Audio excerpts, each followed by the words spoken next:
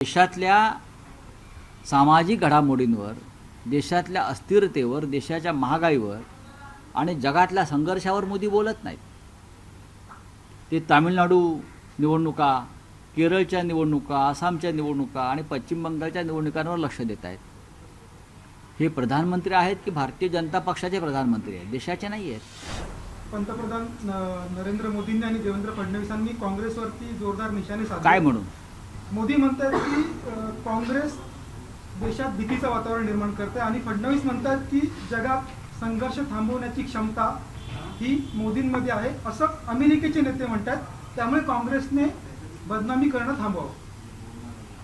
मुळात नरेंद्र मोदींनी देशाची बदनामी करणं थांबवायला पाहिजे आणि महाराष्ट्राचे सन्माननीय मुख्यमंत्री देवेंद्र फडणवीस यांनी अशा बदनामी करणाऱ्या पंतप्रधानांचं समर्थन करू नये.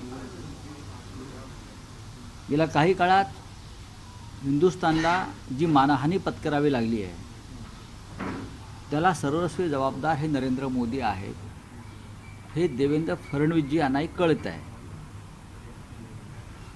संघर्ष थांबवण्याची क्षमता जर नरेंद्र मोदी यांच्याकडे असती तर इराणमध्ये आणि इस्रायलमध्ये हजारो निरपराध लोकांचे जे प्राण गेले ते गेले नसते. आणि हा दोन देशातल्या संघर्षाला जबाबदार मोदी यांचे मालक प्रेसिडेंट डोनाल्ड ट्रम्प आहे. ज्या पद्धतीनं बॉम्ब वर्षाव सुरू आहेत, नरेंद्र मोदी आतापर्यंत ह्या संघर्षावरती त्यांनी तोंडातून एक शब्दही काढलेला नाही, एक शब्दही काढलेला नाही. ऑपरेशन सिंदूर सुरू असताना मोदींनी ऑपरेशन सिंदूर अचानक मागे घेतलं, ते प्रेसिडेंट ट्रम्प यांच्या दबावामुळे. जर ऑपरेशन सिंदूर थांबवू शकतात ते एका दबावाखाली, त्यांनी त्याच प्रकारचा दबाव प्रेसिडेंट ट्रम्पवर आणायला पाहिजे होता. भारत महान देश आहे, मोठा देश आहे. जर या जगातले स्पेन, इटाली सारखी, पुतीन सारखी राष्ट्र, मी नावं घेतोय, या युद्धावरती मत व्यक्त करतायत, चीन मत व्यक्त करताय, पण नरेंद्र मोदींकडून अद्याप कोणतेही मत, कोणती भूमिका ही व्यक्त झालेली नाही. हे अत्यंत ही दुर्दैवाची गोष्ट आहे.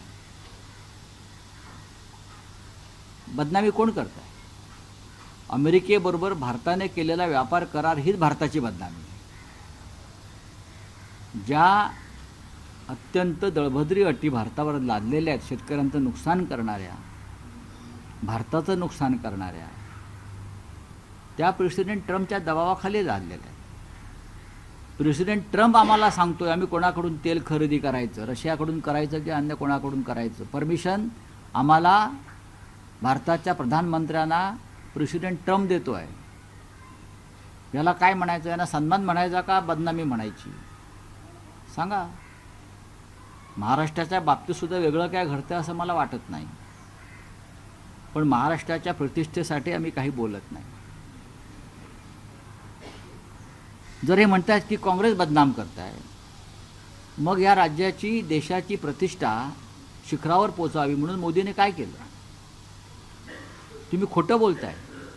आजही पहा, देशभरामध्ये LPG गॅससाठी रांगा लागलेल्या आहेत आणि तुम्ही म्हणता सगळं आलबेल.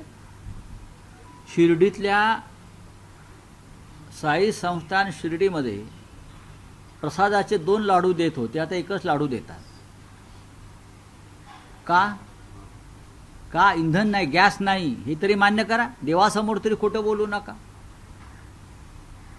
जे जेवण तिकडे भक्तांना देत होते त्याच्यामध्ये 2 चपात्यांऐवजी आता 1 चपाती देत आहे.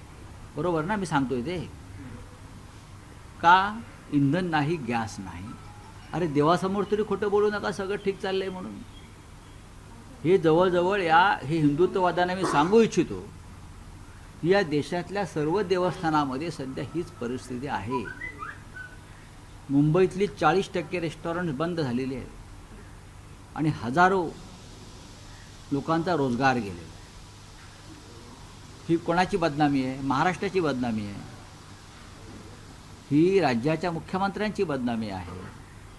ही हिंदुस्थानच्या प्रधानमंत्र्यांची बदनामी आहे. हे जर कोणाला कळत नसेल तर त्यांच्यासमोर डोकं फोडून का उपयोग.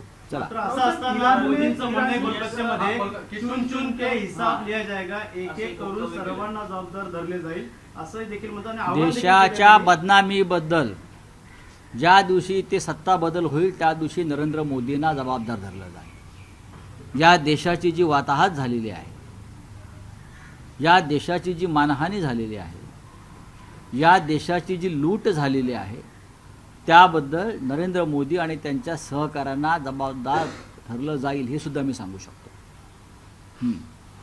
राजकारण निवडणुका आल्या की अशा प्रकारची भाषणं करणं हा मोदींचा छंद आहे.